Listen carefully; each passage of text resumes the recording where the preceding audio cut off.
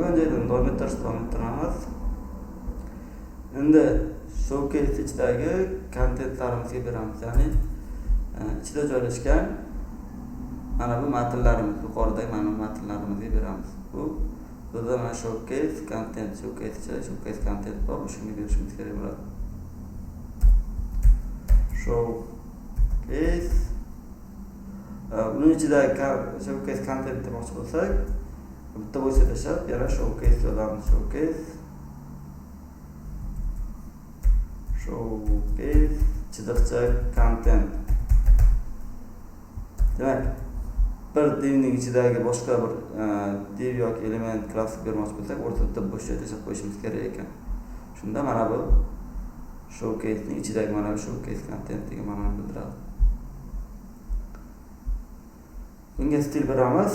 Stilimiz tekstimiz o'rtada chiqishi uchun text line center turdan foydalanib, mana tekstim o'rtaga joylashdi. Tugmalarimiz ham. Keyin colorini oq rangga chiqaramiz. Color FF oq rang o'tdi. Va padding topdan, ya'ni tepa qismdan joy tashlaymiz ichki tarafdan. Bunga 170 piksellar yetsa kerak bo'ladi. Mana shu holat nisbatan ko'ryapsiz, endi bosh sahifamiz chiroyliroq holatda chiqyapti.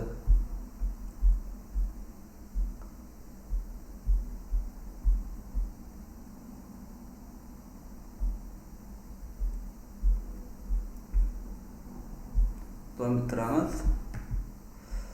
Keyin shu narsani aytib o'tish kerak, biz media query yozmaymiz bunga.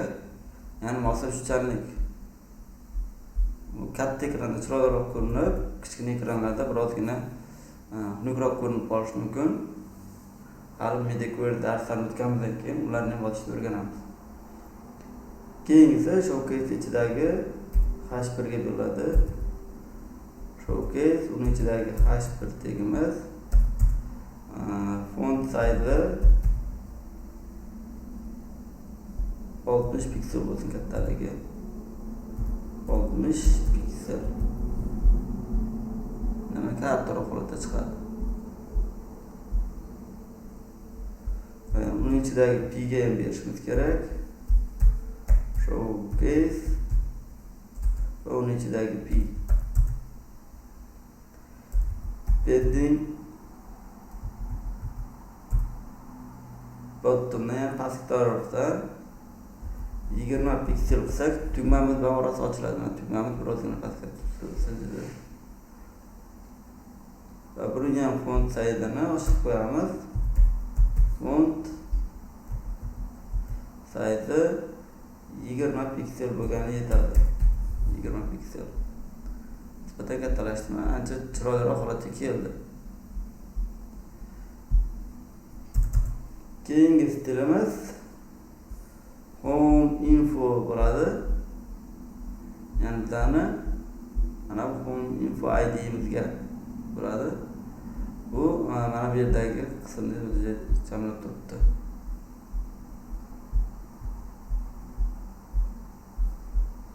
ID'ni nomini yozayotgan vaqtda rujutka bilan yozish kerak. Home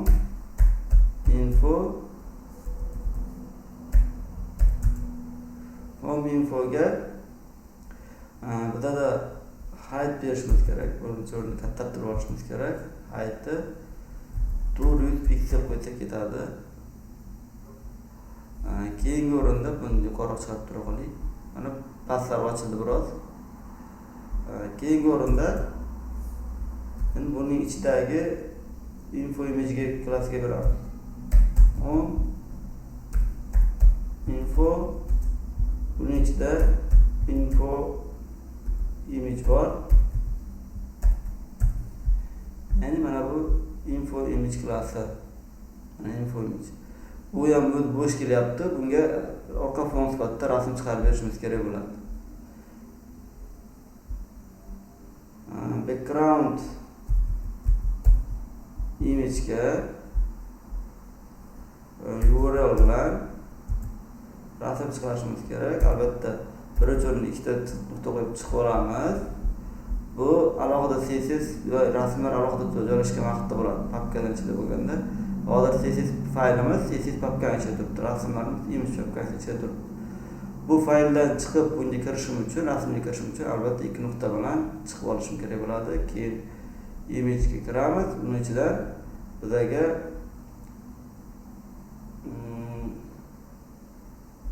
foto birda tanlab qo'ysa ketadi. Rasm ochib ko'rinki yo'q. Endi pastdan viz beramiz. Vizi 50% bo'lsin. O'rtasini 50% olsin. Height beramiz. Bu ham 100% bo'lsin. Mana bu rasmni ko'rinmay turganligi sababi div holatda turibdi rasmimiz. Mana bu yerda divga berilyapti. Background sifatida uni o'rtasiga hech narsa yozilmagani uchun ko'rinmay turgan edi. Biz esa buni sun'iy ravishda width va height'ini oshirdik. Mana bu yerda tekst yo'q qoldi deyishingiz mumkin. Agar ekran kattalashtiradigan bo'lsak, bu tekstimiz qayerga ketdi? Menimcha mana bu orqasiga olib ketdi. Matn orqasida. Buni ham chiqarib qo'yishimiz kerak bo'ladi.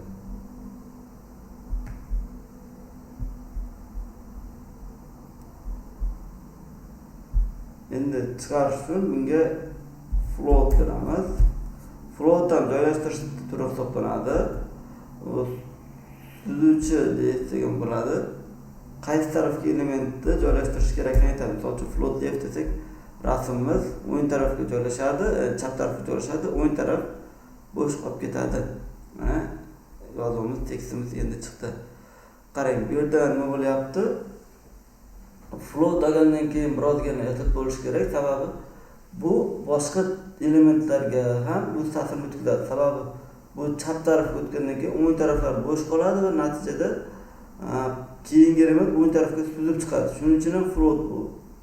O'ng tarafga bitib suzib chiqqani uchun float degani suzmoq degani suzib chiqadi.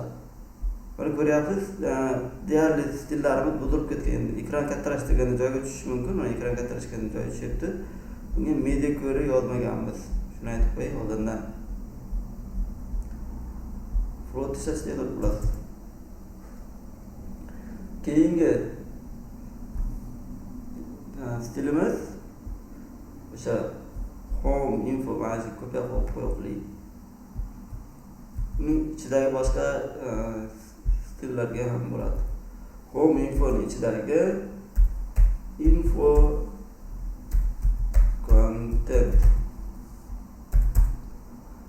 contentga endi float right beramiz.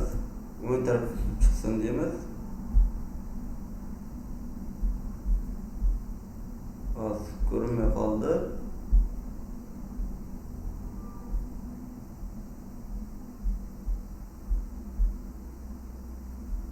Sizda info content yo'qmi deyapti.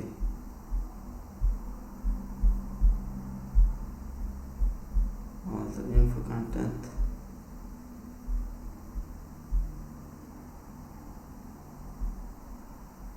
stillarni berib ko'raylik, keyin mo'g'ada chiqib qolishi mumkin.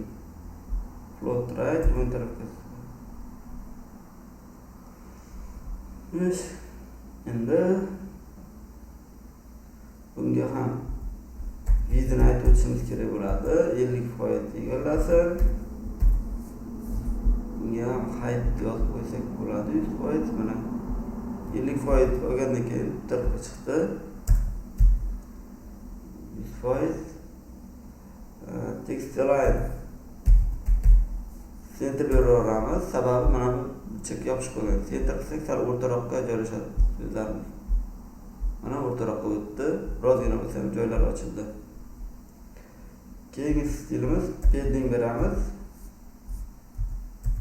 Tepa pastdan 50 piksel bo'lsin joy ochsin.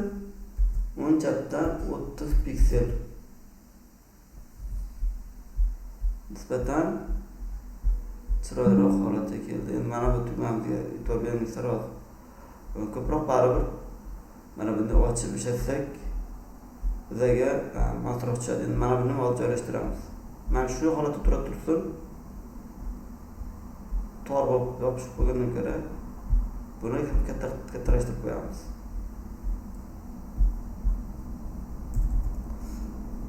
Keyingi stilimiz endi Home Info'ning ichidagi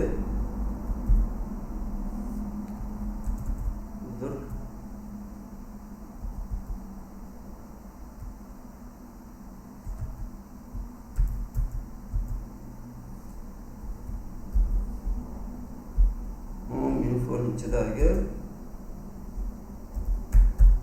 info content va uni ichidagi p ga beramiz. P ga p deb bottomdan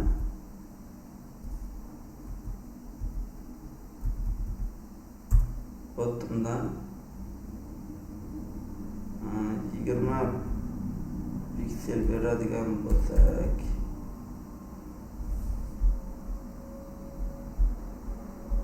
mana bu orasi ochilib bo'lsa ham yoki tekst juda ko'payib ketgan va font size'ini 18 piksel qo'yamiz. Biroz kattalashdi.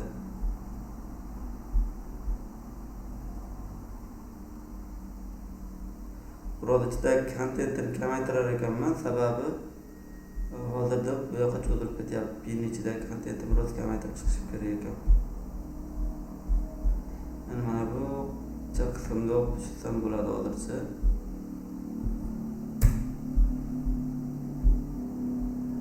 Sal bo'lsa qaytdi orqaga. Yana bir qator olsak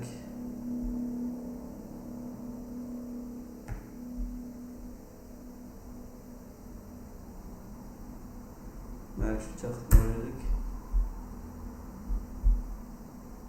Mana sal bo'lsa ham odam bashara bo'ldi dedik.